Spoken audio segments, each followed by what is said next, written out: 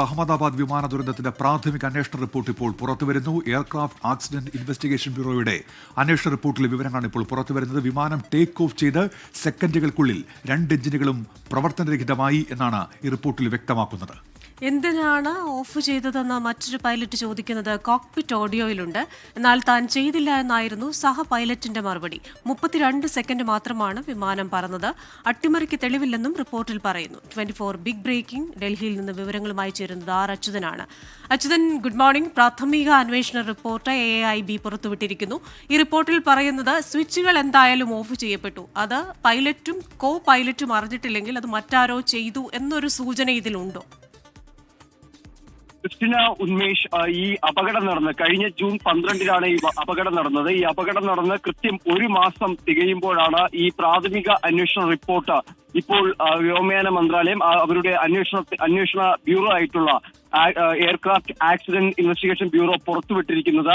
അതിൽ പ്രാഥമിക അന്വേഷണത്തിലെ കണ്ടെത്തലുകൾ മാത്രമാണ് നിലവിൽ പ്രസിദ്ധീകരിച്ചിരിക്കുന്നത്. പക്ഷേ ഇതിലൊരു വിശദമായ ഒരു അന്വേഷണം നടക്കുന്നുണ്ട് എന്നതുകൂടി ഈ റിപ്പോർട്ടിന്റെ ഒടുവിൽ, അതായത് 15 പേജുകളുള്ള റിപ്പോർട്ടിൽ ഒടുവിൽ ഏറ്റവും അവസാനത്തെ പേജിൽ ആ ഒരു വരി കൂടി ഉൾപ്പെടുത്തുന്നുണ്ട്. വിശദമായ അന്വേഷണം ഇപ്പോഴും പുരോഗമിക്കുകയാണ്. നിലവിൽ പുറത്തു വന്നിരിക്കുന്ന വിവരം അനുസരിച്ചാണെങ്കിൽ ഈ വിമാനം ടേക്ക് ഓഫ് ചെയ്ത് തൊട്ടടുത്ത നിമിഷം തന്നെ ഈ വിമാനത്തിന്റെ 2 എഞ്ചിനുകളും പ്രവർത്തനരഹിതമായി എന്നതാണ് നിലവിലെ റിപ്പോർട്ടിൽ പറയുന്നത്. അതിന് കാരണമായത് ഈ എഞ്ചിനിലേക്കുള്ള ഇന്ധന ഒഴുക്ക് നിയന്ത്രിക്കുന്ന ഇന്ധന നിയന്ത്രണ സ്വിച്ചുകൾ അത് രണ്ടും ഓഫായി. അതായത് ഇതിന്റെ വിമാനവുമായി ബന്ധപ്പെട്ടിട്ടുള്ള പദപ്രയോഗത്തിലാണെങ്കിൽ സാധാരണഗതിയിൽ ഈ വിമാനം ടേക്ക് ഓഫ് ചെയ്യുന്നത് മുതൽ ലാൻഡ് ചെയ്യുന്നത് വരെ ഇന്ധന നിയന്ത്രണ സ്വിച്ച് അത് റൺ എന്ന് പറയുന്ന ഒരു മോഡിലായിരിക്കും.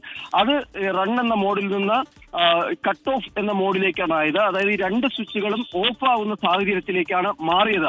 ഒപ്പമുള്ള ഒരു പൈലറ്റ് എന്തിനാണ് ഇത് ഓഫ് ചെയ്തതെന്ന് സഹ പൈലറ്റിനോട് ചോദിക്കുന്നുണ്ട്. പക്ഷെ സഹ പൈലറ്റ് നൽകുന്ന മറുപടി താൻ ഇത് ഓഫ് ചെയ്തിട്ടില്ല എന്ന മറുപടിയാണ് നൽകുന്നത്. അതായത് പൈലറ്റുമാർ അല്ലെങ്കിൽ അവരുടെ ഏതെങ്കിലും അശ്രദ്ധ മൂലം ഉണ്ടായതല്ല എന്നത് ഈ കോക്പിറ്റ് ഓഡിയോ പരിശോധിക്കുമ്പോൾ മനസ്സിലായിട്ടുണ്ട് എന്നത് ഈ AIBയുടെ റിപ്പോർട്ടിൽ പറയുന്നുണ്ട്. പിന്നീട് എങ്ങനെയാണ് ഇത്തരമൊരു സാഹചര്യം ഉണ്ടായത് എന്നതാണ് ഇനി പരിശോധിക്കപ്പെടേണ്ടത്. അപ്പോഴും ഇതിൽ അവ്യക്തമായി നിലനിൽക്കുന്നത് ഇന്ധന നിയന്ത്രണ സ്വിച്ച് അതെങ്ങനെ ഓഫായി, റൺ എന്ന മോഡിൽ നിന്ന് എങ്ങനെ കട്ട് ഓഫ് എന്ന് പറയുന്ന ആ ഒരു അവസ്ഥയിലേക്ക് മാറി എന്നതാണ് ഇനി ഇതുമായി ബന്ധപ്പെട്ട് പരിശോധിക്കേണ്ടത്. ഈ ഒരു വിമാനത്തിന്റെ ഇന്ധന നിയന്ത്രണ സ്വിച്ച് ഓഫായതോടുകൂടി തന്നെ ഈ റാം എയർ ടർബൈൻ അത് പ്രവർത്തിക്കുന്ന തരത്തിലേക്ക് പോയി. ഉടൻ തന്നെ പൈലറ്റുമാർ വീണ്ടും ഈ സ്വിച്ചുകൾ ഓണാക്കുകയും എന്നാൽ 2 എഞ്ചിനുകളിൽ 1 എഞ്ചിൻ മാത്രമേ ആ ത്രസ്റ്റ് നേരിയ അളവിൽ